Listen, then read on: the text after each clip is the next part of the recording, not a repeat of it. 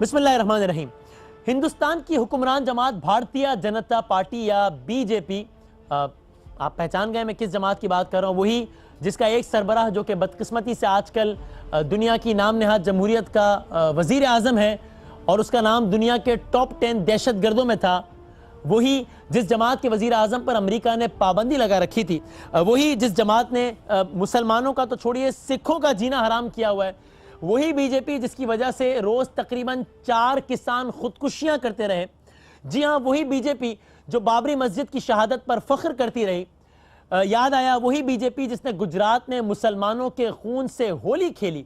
वही जिस जमात के गुंडों ने समझौता एक्सप्रेस में इंसानों को जिंदा जला दिया। जी हां, अभी तक अगर आपको याद नहीं आया तो वही बीजेपी जिसकी हुकूमत ने कश्मीरी मुसलमानों की आंखें निकालने का ठेका ले लिया था। और अभी भी अगर तारुफ कराने के लिए मुझे बहुत कुछ है मेरे पास, लेकिन मुझे उम्मीद है, मुझे यकीन है कि इस खौफनाक खदोखाल जहन नशीन करने से बीजेपी का चेहरा या बीजेपी का भयानक चेहरा आपकी आंखों के सामने आ चुका होगा। तो जनाब, ताज़ा तरीन मामला यह है कि उसी बीजेपी के एक रुकन मंगल प्रभात लोधा ने बीजेपी की बदनाम प्रोफाइल में एक और शिद्दत पसंदी का इजाफा कर दिया है।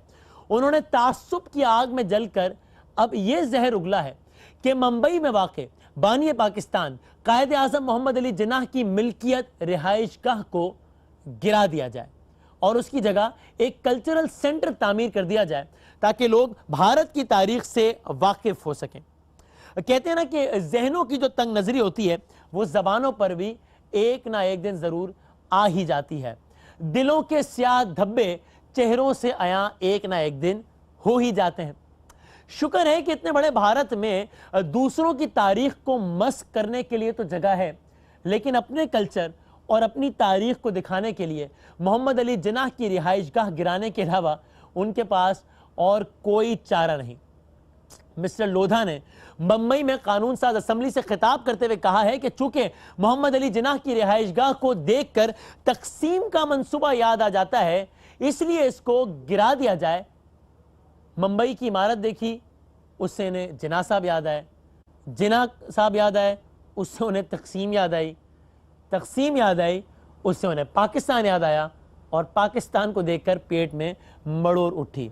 इससे एक बात तो वाज़ेह हो गई कि आज भी पाकिस्तान वतन दुश्मन की आंख में कांटा बनकर खटकता है। लोधा जी, आप फिक्र ना कीजिए, पाकिस्तान हमेशा कायम रहेगा, पाकिस्तान हमेशा सलामत रहेगा इंशाअल्लाह। और इसका तस्वुर आप जैसे मुतासिब और शिद्दत पसंदों के सरों पर तलवार की तरह लटकता रहेगा। जिन्नाह हाउस को पूरा नेस्तनाबूद कर दिया जाए, क्योंकि वो हमारी गुलामी और भारत को तोड़ने के षड्यंत्र का प्रतीक है।